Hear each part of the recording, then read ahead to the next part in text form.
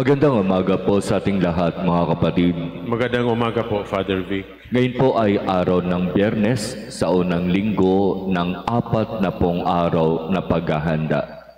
Kaya siguro, bago tayo pumasok sa pangalawang linggo ng Kwaresma, magandang tanungin natin ang ating mga sarili.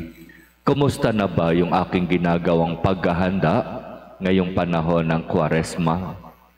Kumusta na yung pagsisikap na makasunod doon sa tinatawag na disiplina ng Kwaresma, kung saan ngayong panahon na ito, inaasahan na mas magbibigay ako ng oras, ng panahon, ng sarili sa pagdarasal, sa pagsasakripisyo, sa pagtulong sa kapwa.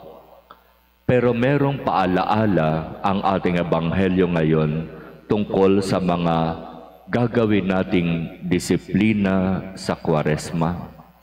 Sabi ng ebanghelyo ngayon, kung ang pagsunod ninyo sa kalooban ng Diyos ay tulad lamang ng pagsunod ng mga eskriba at mga pariseyo, hindi kayo makapapasok sa kaharian ng Diyos. Na para bang ang paalaala sa atin kung ang ginagawa nating pagsunod sa disiplina ng Kwaresma ay katulad lamang ng pamamaraan ng mga eskriba at mga pariseyo, mababaliwala din ang lahat. Ano ba yung ibig sabihin ng pagsunod ng mga eskriba at mga pariseyo?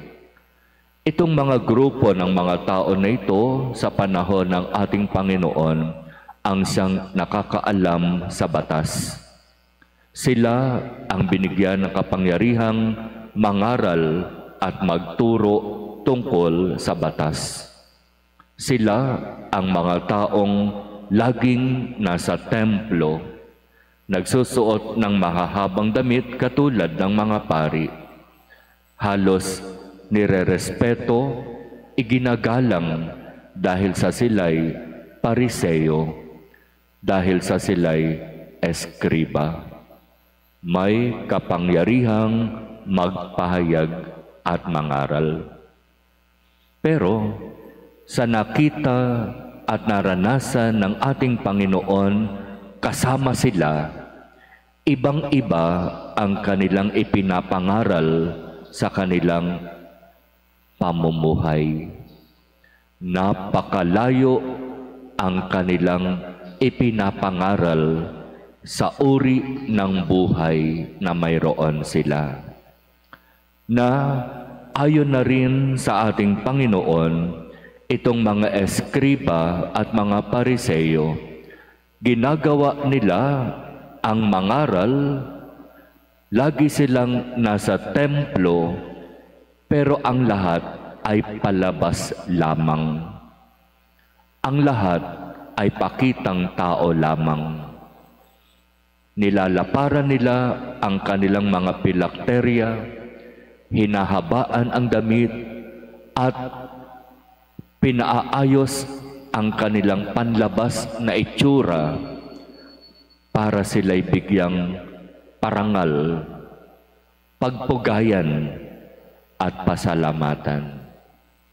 Sabi ng ating Panginoon, kung ang pagsunod ninyo sa kalooban ng Diyos ay katulad ng pamamaraan ng pagsunod ng mga eskriba at mga pariseyo, hindi kayo makapapasok sa kaharian ng langit. Kaya napakagandang paalaala, di po ba?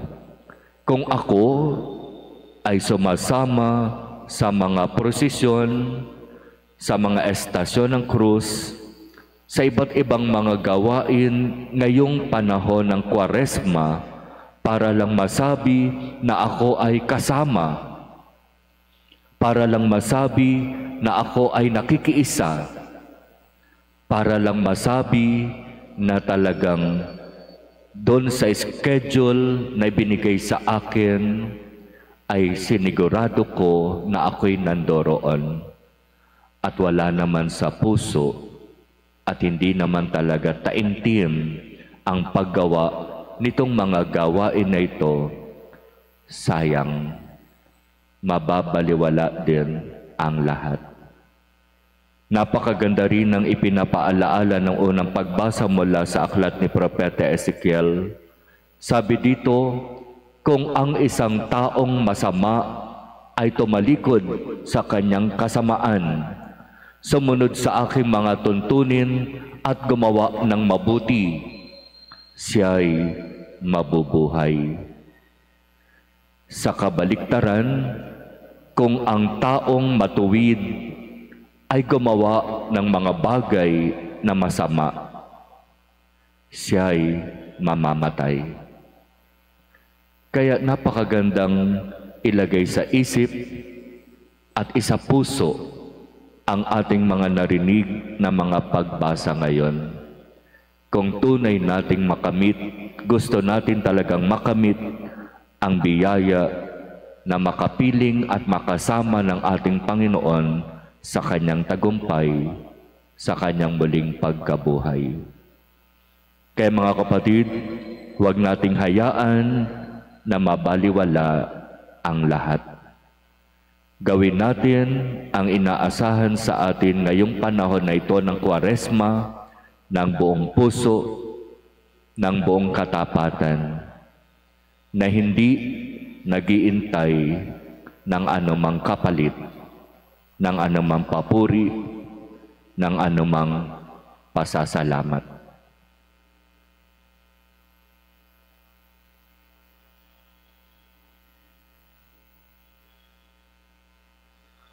Amen.